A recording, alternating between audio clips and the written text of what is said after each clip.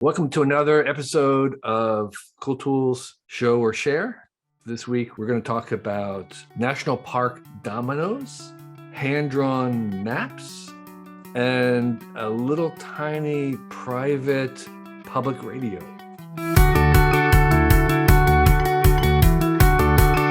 First of sharing is Camille Hartzell, and she has something to tell us. So Camille, what do you have for us? Yeah, I've got this great little set of dominoes, and they're produced by this company called the Parks Project, and everything that they make is somehow thematic to the national park system, and some of the proceeds from all the things they make go to support the parks.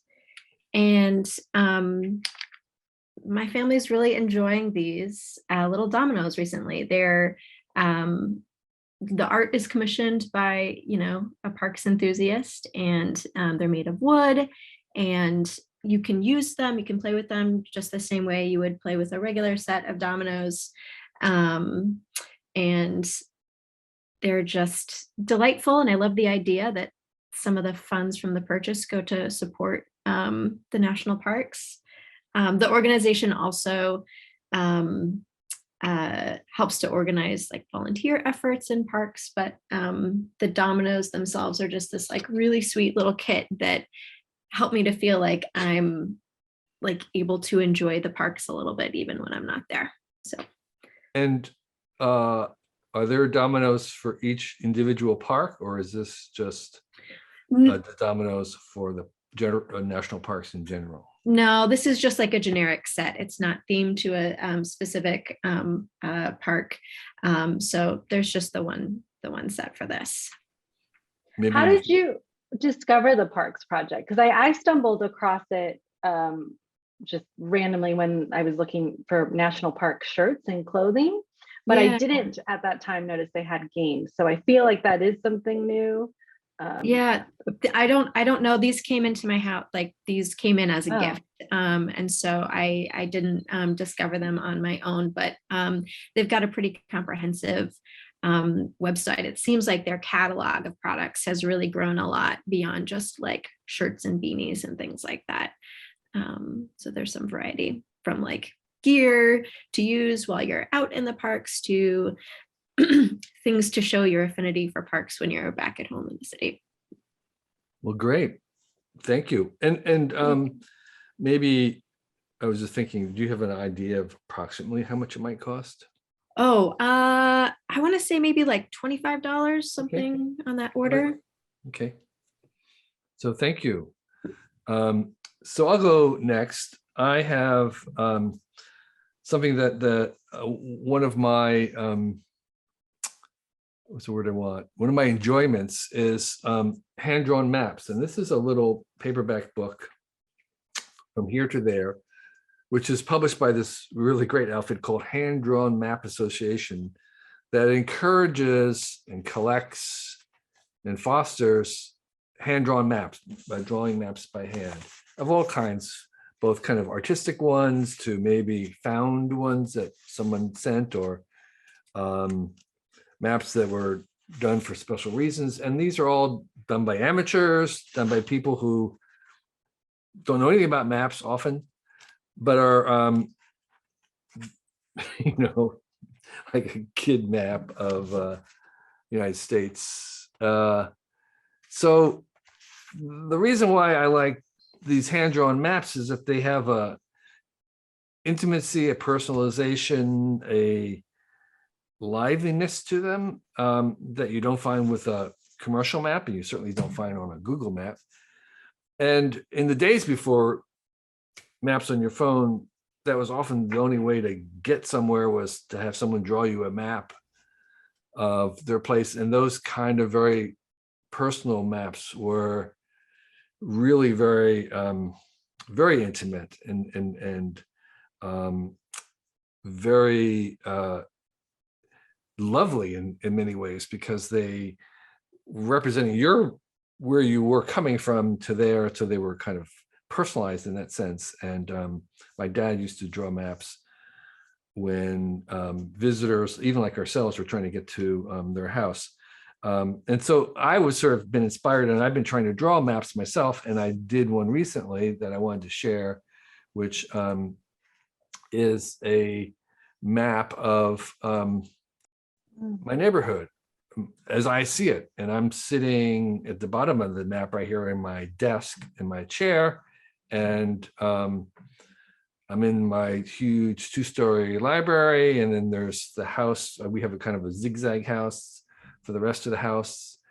And this is kind of a view of my world from where I am right now. About half a mile down the road is Highway 1, and then the Surfers Beach. And all the surfers sort of floating and bobbing in the sea, waiting for a wave at sunset. So it gives you some of the, what's the word I want? That little bit of joy that a hand-drawn map can create in both the person making it and the person reading it. I used to have a hand-drawn map that I posted on the website because that was really the only way to find our house for a very long time before Google. You needed a map.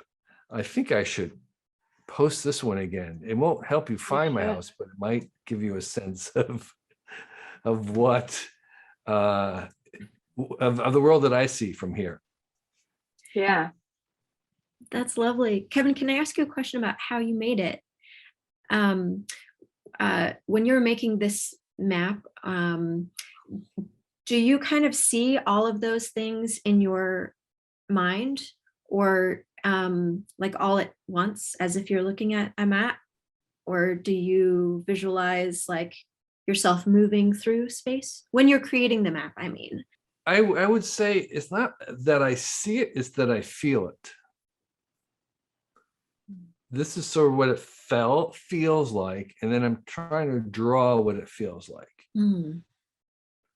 Well, as someone who visits you often, you did get like the prominence of the taco place. That's very important. You got that right. And but I love seeing like the giant pine and the last pine and the mountain lion on the mountain. I mean, there's things in your map that I'm like, oh, well, now I need to pay attention more. Yeah.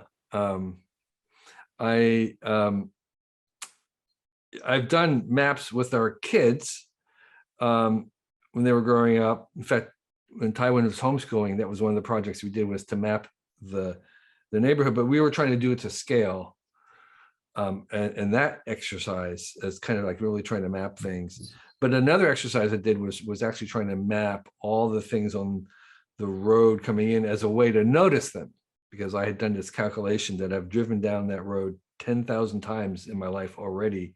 And I haven't seen, I mean, I'm just not paying any attention to what's there, but mapping in this exercise was a means of noticing them, forcing us to look at what was there. The telephone pole that had this weird thing sitting on it, or there was this sign that I'd never noticed before, even though we've driven by a zillion times. And so mapping it, I don't know if it's in this book or other books on maps I have, but there was a guy who kind of like an artist who had a project of mapping his neighborhood in multiple maps of the same neighborhood.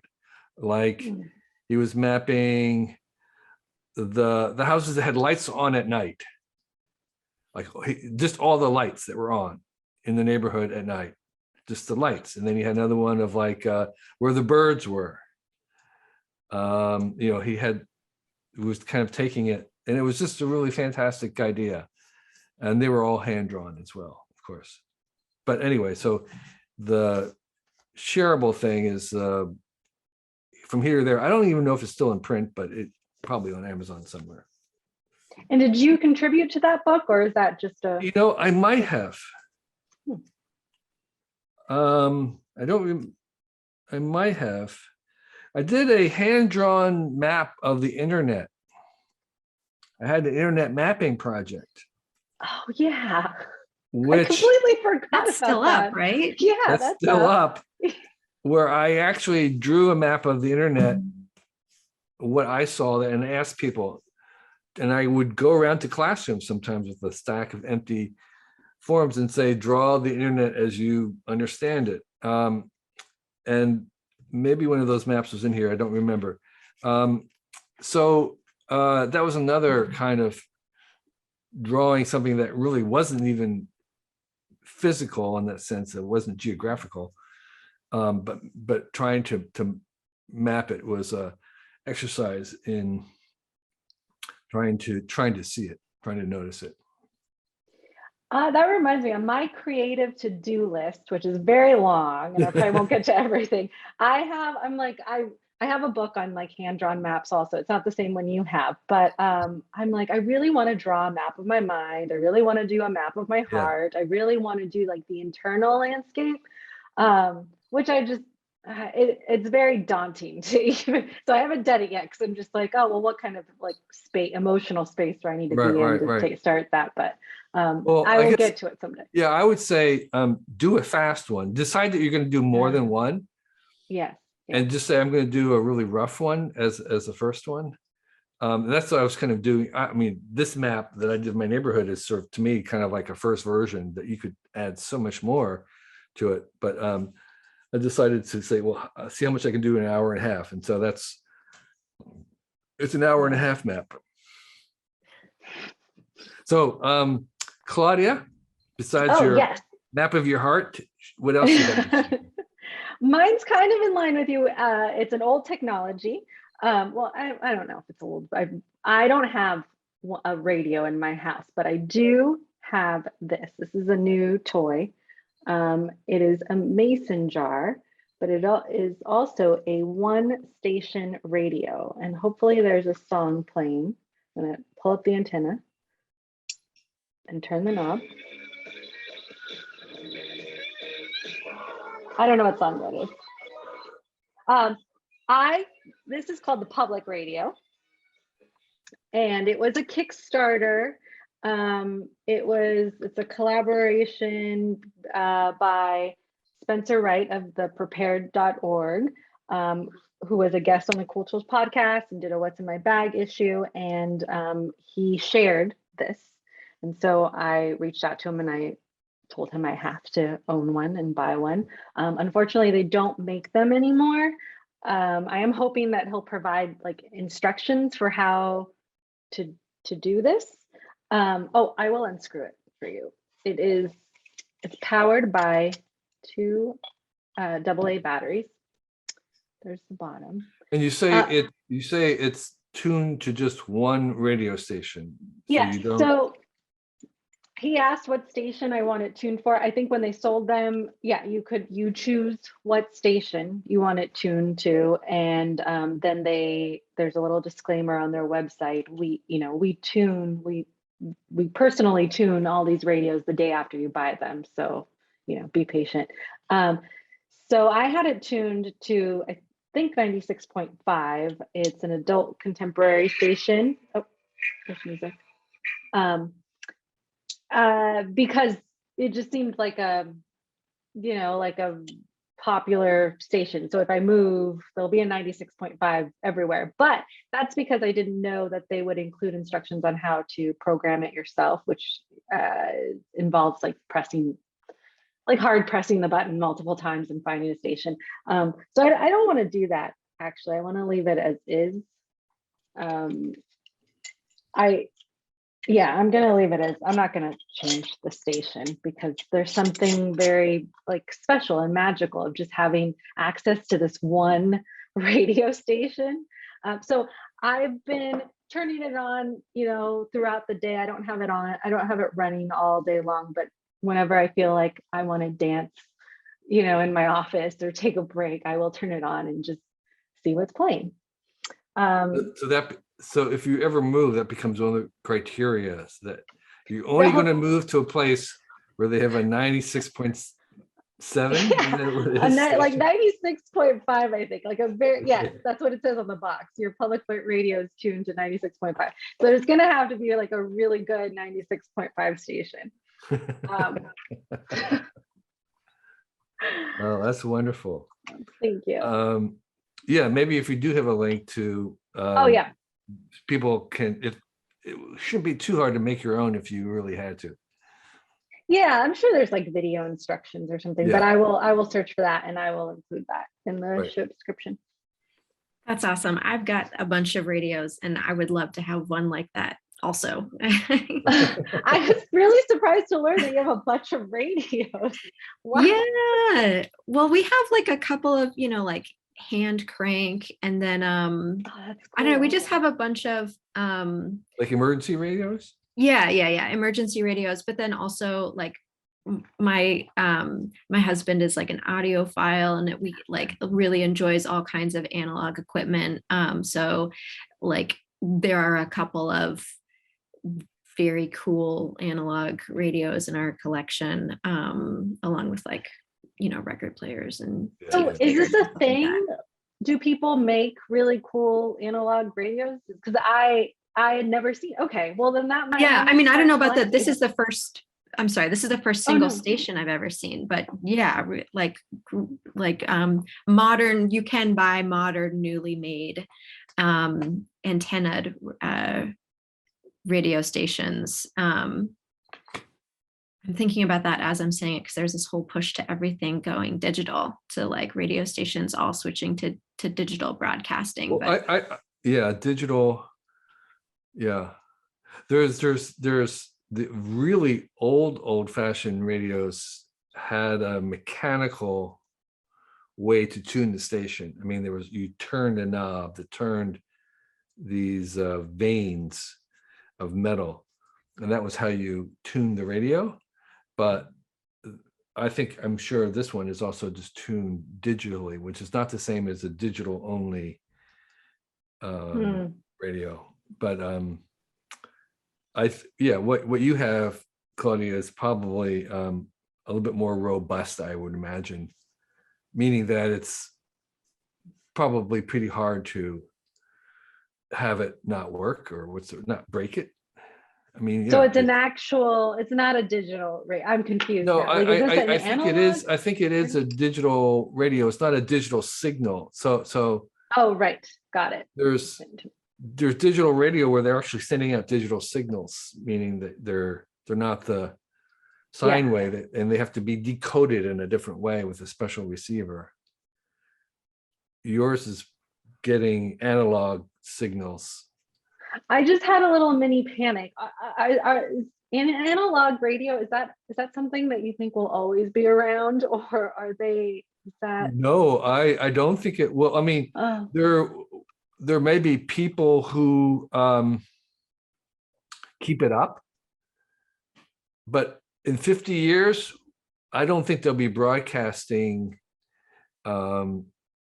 probably that's very many signals this way. Oh, that's sad.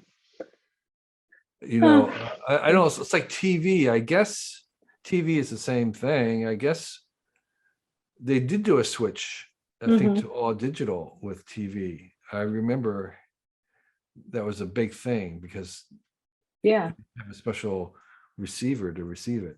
So, well, anyway, it's a really cool thing. It'll last your lifetime, so don't worry. Thanks. Well, thank you. Thank you all for joining us in another Cool Tools Show and Share. And we'll catch you next time. Hope you can join us. Thank you.